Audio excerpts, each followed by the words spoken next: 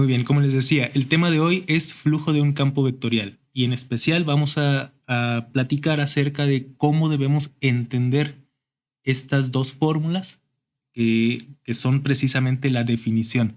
Yo les he platicado muchas veces que la física no se trata de tomar una fórmula y de sustituir valores. La física se trata de comprender un concepto y entender que la ecuación que define ese concepto es simplemente el lenguaje, es el lenguaje de las matemáticas, pero detrás de esa ecuación existe geometría. O sea, nunca me voy a cansar de insistir en la geometría de las cosas.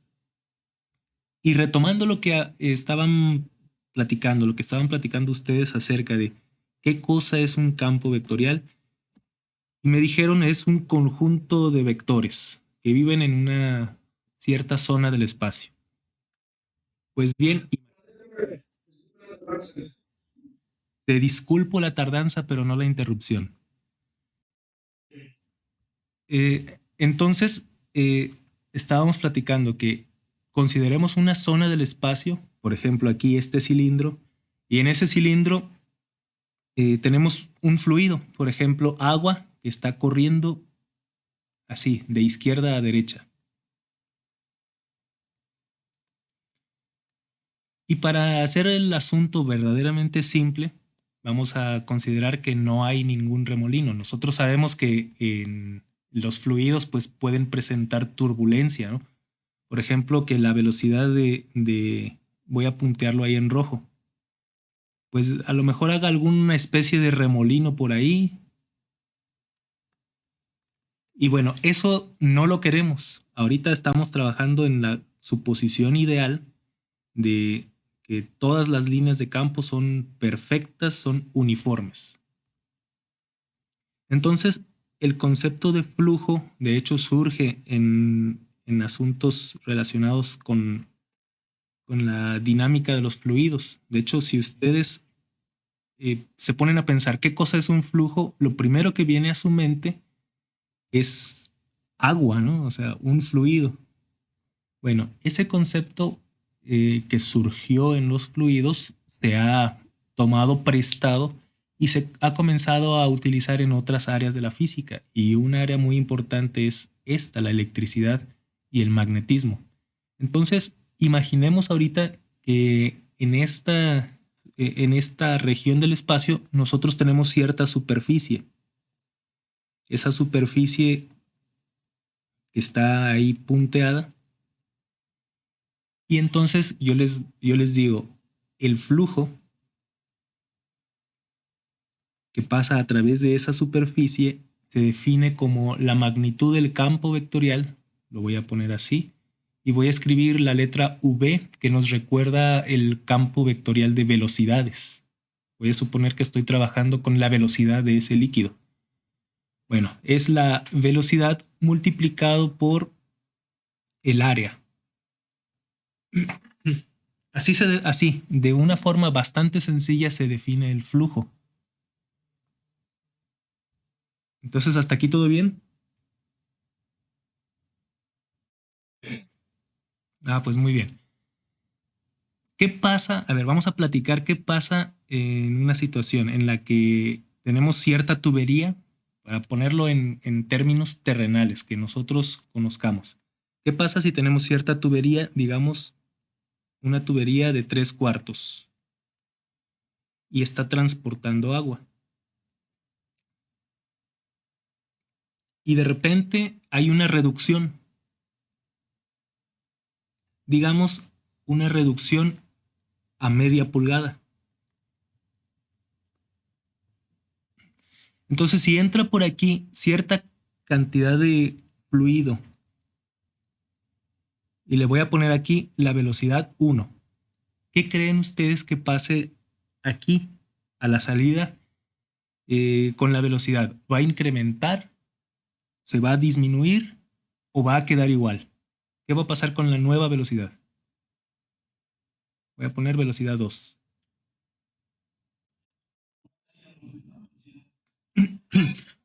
¿Mande? Exactamente. La velocidad incrementa. Y ahora ¿dónde está, o sea, cuál es la explicación física de ese incremento en la velocidad? Y se los digo, la explicación física es el flujo, es la conservación del flujo. Tenemos que el flujo para esta situación donde el fluido no se comprime, digamos el fluido es perfecto. El flujo que a veces se le escribe con la letra griega phi, que es esta que estoy escribiendo por acá. El flujo phi, a ver, es igual al flujo 2. Este es el flujo en la entrada y este es el flujo en la salida. Ahora, de acuerdo a nuestra definición, el flujo en la entrada lo calculamos como la velocidad en la entrada multiplicado por el área en la entrada, que es esa área de sección transversal, la de 3/4, por el área 1, vamos a decirlo. Y el flujo 2 es la velocidad 2 multiplicada por el área 2. Entonces, si yo quisiera calcular la velocidad del fluido a la salida, pues simplemente hago un despeje bastante sencillo. Ese despeje es simplemente la velocidad 2, lo voy a poner acá, magnitud, es igual a la velocidad 1 por el área 1 y todo eso dividido entre el área 2. Ahora, si el área 2 es más grande, si el área 2 es perdón, es pequeña, porque estamos trabajando con nuestra área 2 igual a la tubería esta de media pulgada, entonces el área 2 va a ser más pequeña. ¿Y qué pasa cuando tomamos una cantidad y la dividimos entre algo pequeño, como esto? Se hace más grande, exactamente. Entonces, esta observación que ocurre en la vida cotidiana, cuando, por ejemplo, tomamos una manguera con agua y con nuestro dedo tapamos cierta área de esa manguera, lo que estamos haciendo es reducir el área y en consecuencia la velocidad se incrementa. Pero a todo esto el flujo está conservado, no está cambiando. Y analicemos ahora las unidades de medida del flujo. Aquí hablando de agua, es muy importante, hablando de agua. El flujo lo calculamos como la magnitud de la velocidad. ¿Cuáles son las unidades de velocidad?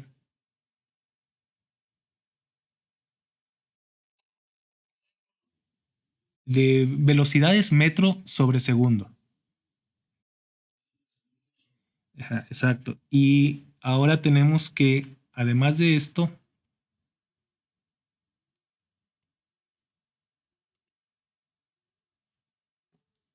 va multiplicado por área.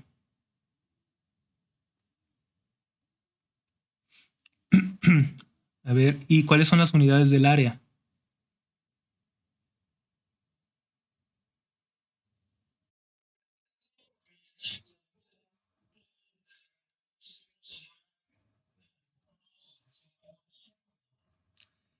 El volumen, sí.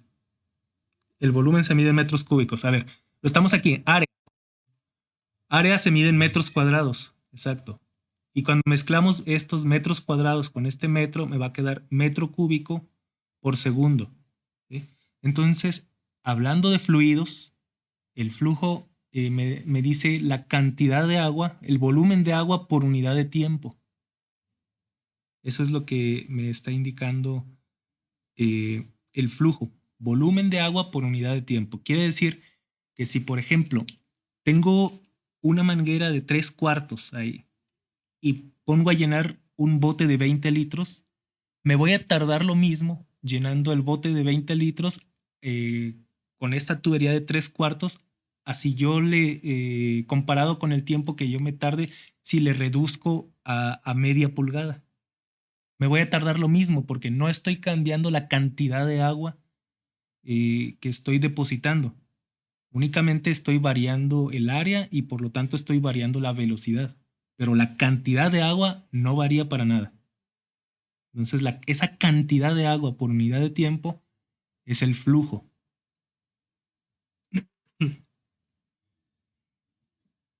Y siguiendo ahora, ¿hasta aquí todo claro?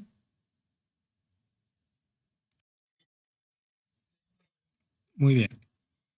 Y ejemplo, eh, siguiendo con este ejemplo, imaginemos que ahora, en lugar de estar pensando en una superficie ahí totalmente acomodada, fíjense, aquí la superficie, eh, ¿cuál es el ángulo entre, a ver, esta superficie tiene un vector normal, ¿no?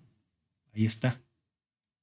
Toda superficie tiene su vector normal, el cual mide 90 grados respecto a la superficie. Ahí está el dibujado el vector normal. ¿Cuál es el ángulo entre el vector normal y el vector de velocidad?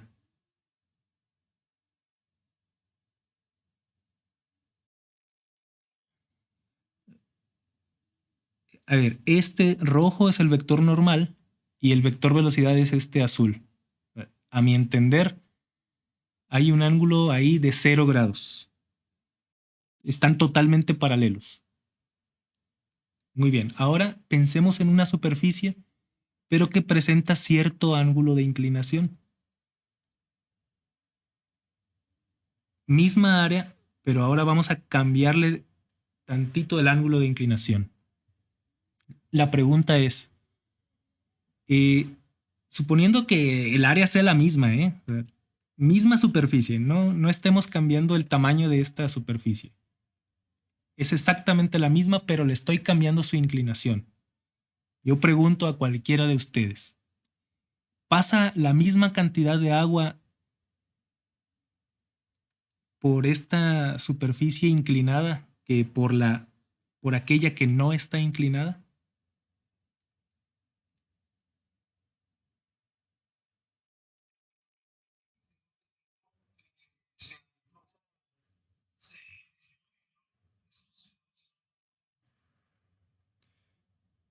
Exactamente, el flujo va disminuyendo. Y fíjense, y es que digamos por consideraciones geométricas, aquí esta superficie la dibujé para que cupiera exactamente en la tubería. Si yo la roto un poco, se le va a empezar a pasar agua por aquí, por las orillas. Entonces ya si hay una rotación, ya no alcanza a abarcar todo el campo vectorial posible, ya se le escapan algunas líneas. Y más grave aún, si nosotros dibujamos una superficie ahora totalmente acostada, la pregunta es ¿cuánta agua está pasando a través de esta superficie? ¿Cuánto flujo? Pues ya no le pasa absolutamente nada. Ya no está captando nada de agua. A lo que voy con toda esta discusión acerca de la velocidad, acerca del área y acerca de la orientación del área, es que el flujo se ve influido por todos estos factores. Influyen, influyen, les decía, en primer lugar, el área, la magnitud del área. Vamos a ponerlo acá entre paréntesis. Influye en segundo lugar, pues la dirección del campo vectorial, porque si estamos considerando un campo vectorial ahorita que va perfectamente horizontal.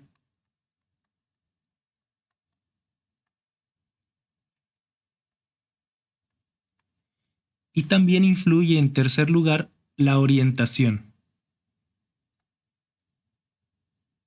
de la superficie.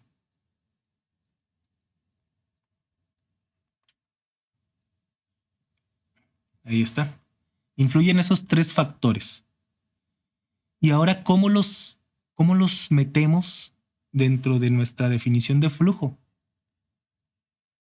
Recordemos, el flujo es la magnitud del campo vectorial multiplicado por el área. ¿En qué forma podríamos nosotros introducir el efecto de la orientación de la superficie? Fijémonos, si el el campo vectorial, aquí me refiero aquí en esta situación. Si el campo vectorial apunta hacia la derecha y la normal apunta hacia arriba, ¿cuál es el ángulo entre la normal y el campo vectorial?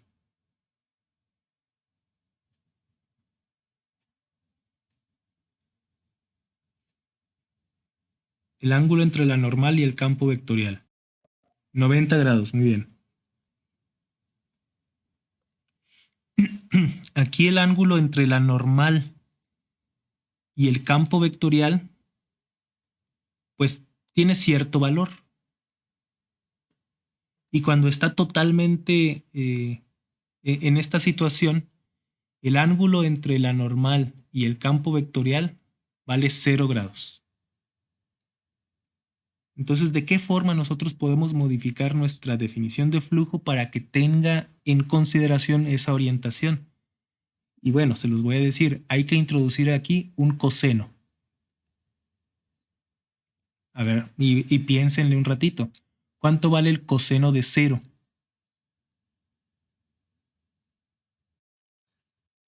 Coseno de 0 vale 1, exacto. Ahora, ¿cuánto vale el coseno de 90?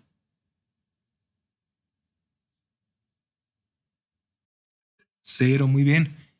Y están de acuerdo que el coseno de algún otro ángulo pues tiene un valor por ahí entre 0 y 1. ¿Sí? Entonces, como usando la palabra que dijo Efrén, este coseno es el que funciona como válvula. ¿Sí? Me va a decir, me va a decir la orientación de esa superficie y me va a decir si el flujo vale 0 o no vale 0, ¿sí? Dependiendo de la orientación, dependiendo del valor de ese ángulo. A ver, ahora, recuérdenme muchachos, ¿cómo calculamos el producto escalar entre dos vectores?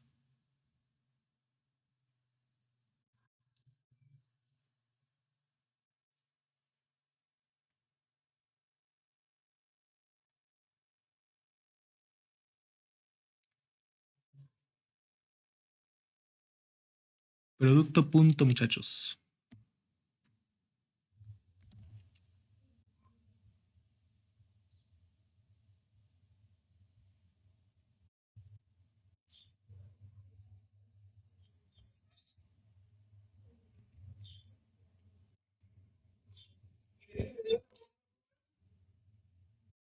Sí, sí, a ver.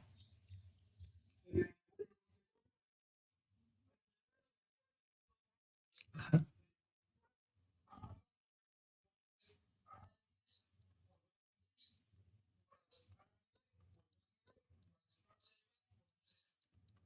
Ajá, ¿y cuál es la otra?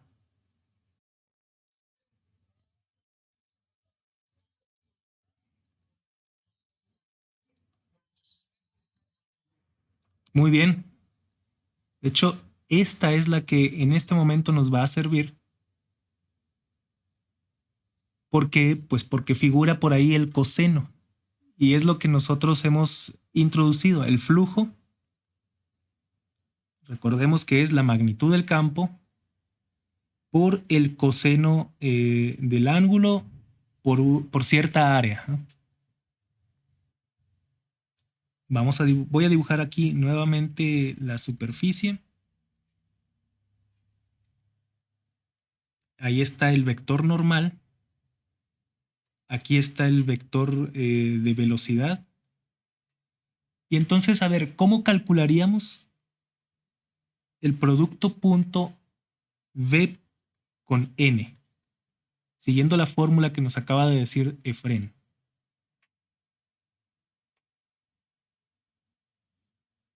Siguiendo esta fórmula en amarillo, deberíamos escribir magnitud de V multiplicado por la magnitud de N multiplicado por el coseno del ángulo entre ellos. Esto es magnitud de V. La magnitud de este vector normal siempre es 1, o sea, es lo más sencillo suponer que vale 1. Entonces no lo voy a escribir y nada más voy a escribir coseno de teta. Y ahora me doy cuenta que mi concepto de flujo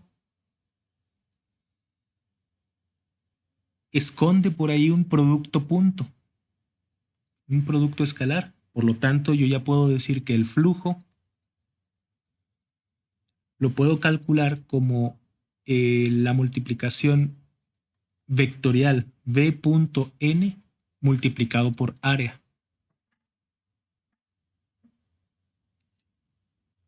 Poco a poco, poco a poco vamos perfeccionando nuestra idea de flujo de un campo vectorial.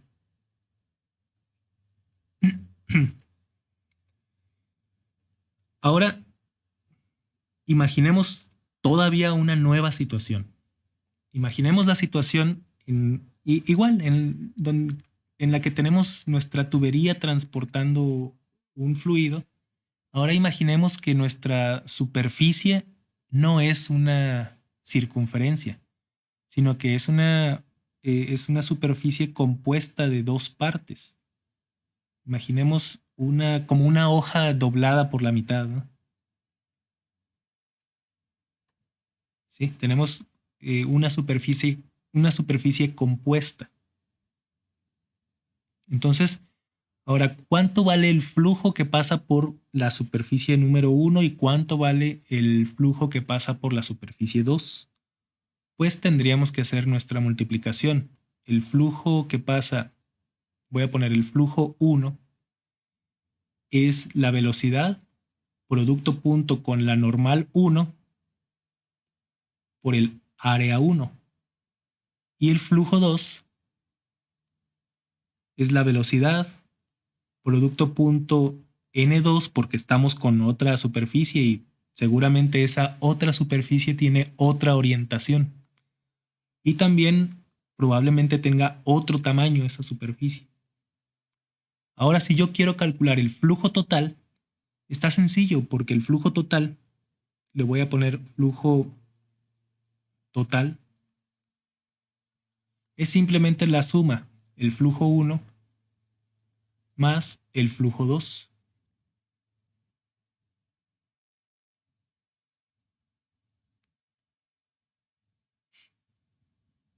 ¿Y qué pasaría si tuviéramos tres superficies? Entonces el flujo total sería el flujo 1 más el flujo 2 más el flujo 3.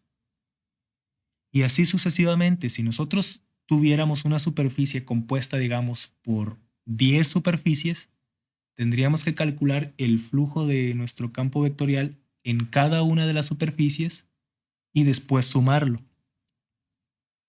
Y aquí es donde a lo mejor algunos de ustedes ya van intuyendo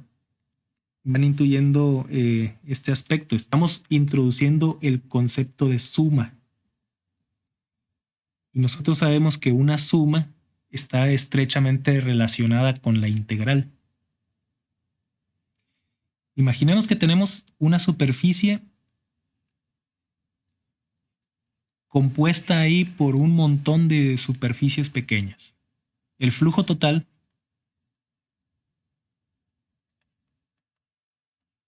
como les dije, es la suma. Imaginemos que hay 10 elementos. Entonces la suma desde n igual a 1 hasta 10.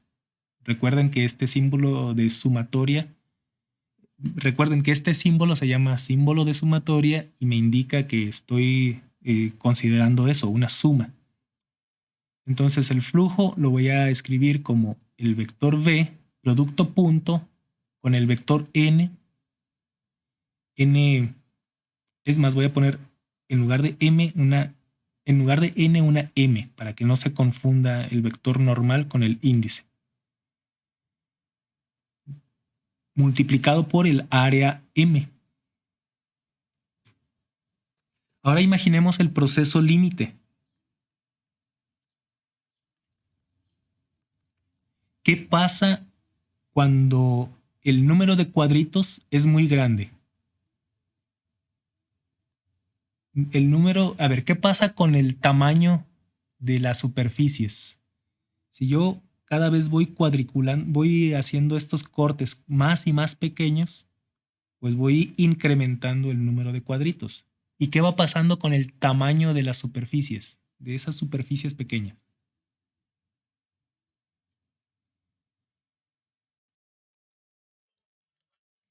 Exacto. Si yo voy incrementando el número de cortes, el tamaño se va disminuyendo.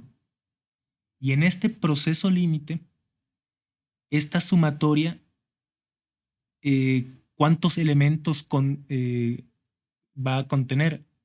Aquí le había yo puesto un 10, pero considerando que estoy incrementando el número de cuadritos, estoy cortando cada vez más y más fino todo esto, ¿cuántos cuadritos voy a tener al final? Exacto, se van incrementando tanto que podríamos decir que hay un número infinito de cuadritos. Y cuando tenemos un número infinito de cuadritos por sumar, estamos en el momento especial en el que esta sumatoria se transforma en una integral. Ese momento especial lo vamos a llamar así, con esta letra griega, pi, que es el equivalente en griego de la F, ¿sí? Pi, porque estamos calculando flujo. Esta sumatoria que estamos poniendo aquí, esta sumatoria con un montón de elementos, bueno, en este momento tenía 10 nada más. Aquí, esta sumatoria se transforma, se va a transformar en una integral. Y esa integral tiene que ser doble porque estamos trabajando con superficie. Estamos trabajando con que cada uno de estos cuadritos tiene su base y su altura. Por eso hemos de escribir doble integral. Y ahora escribimos el campo vectorial B, producto punto con n, y en lugar de escribir esta área, escribimos diferencial de área. Y esa es precisamente la definición que al inicio de esta clase les presenté. El concepto de flujo es la doble integral del campo vectorial producto punto con n diferencial de superficie.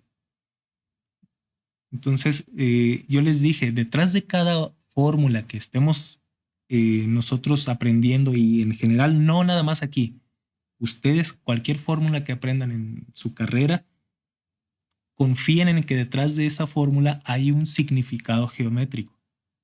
En este caso, esta fórmula, esta doble integral que les presenté al inicio y que al inicio de la clase parecía algo totalmente difícil, complejo, ahora tiene un significado. Realmente esta doble integral está indicando una suma. Y simplemente estoy calculando en cada uno de los cuadritos de una superficie. Aquí voy a dibujar. Tengo un campo vectorial y tengo ahora una superficie. Voy a dividir esta superficie en muchos cuadritos, tantos que haya un número infinito de ellos, y me voy a fijar primero en un cuadrito. En ese cuadrito voy a multiplicar el campo vectorial, producto punto con el vector normal en ese cuadrito, por ahí está la normal, y ya una vez que hago esa multiplicación, voy a hacer la suma sobre cada uno de ellos hasta completar la superficie completa.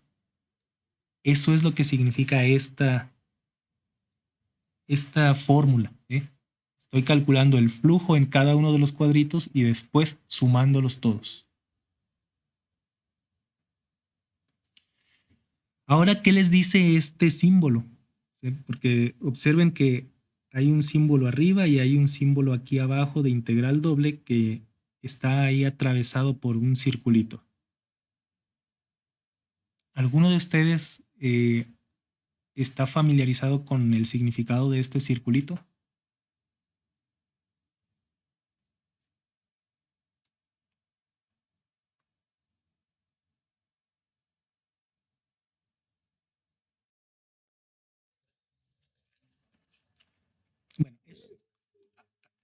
A-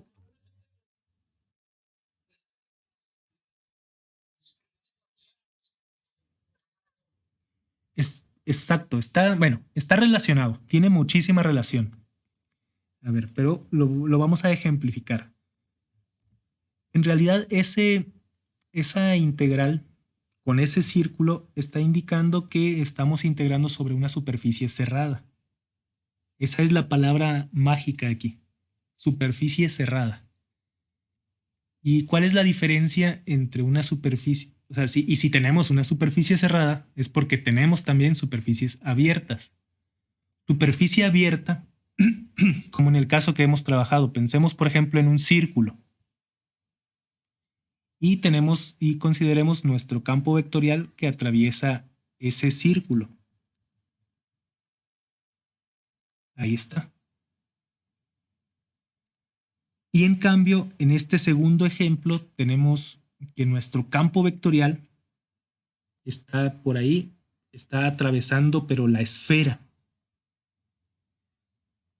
Observen que hay una diferencia entre esta superficie, la de arriba, y la de abajo. Esta superficie de abajo se le llama superficie cerrada porque tiene la capacidad de encerrar un volumen. Esa es la palabra, esa es la expresión clave aquí. Una superficie cerrada tiene la capacidad de encerrar un volumen. Entonces, esta que está por acá, pues no tiene ningún volumen encerrado. Y esa es la diferencia que hay entre el símbolo aquí de integral doble sencillo y este símbolo de integral doble con un círculo ahí atravesado. Simplemente estamos indicando que en este segundo caso estamos ante una superficie cerrada. Ahora, esa superficie cerrada puede ser la esfera que tenemos acá, pero en realidad puede ser cualquier otra forma, cualquier otro cuerpo geométrico. Por ejemplo, un cilindro, por ejemplo, este cono, cualquier superficie que tenga la capacidad de encerrar un volumen, vamos a llamarle superficie cerrada. Así que no estemos casados con la idea de que tiene que ser fuerza un cilindro o una esfera. No, cualquier cosa que tenga la capacidad de encerrar un volumen.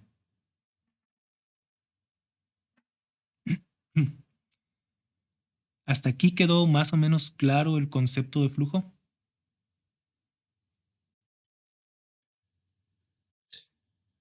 Muy bien. Entonces, eso era lo que quería platicar con ustedes en esta clase, el concepto de flujo. Entonces, pues ya yo creo que por hoy esto ha sido todo. Ya nada más vamos a ver si hay alguna duda o comentario adicional por parte de ustedes.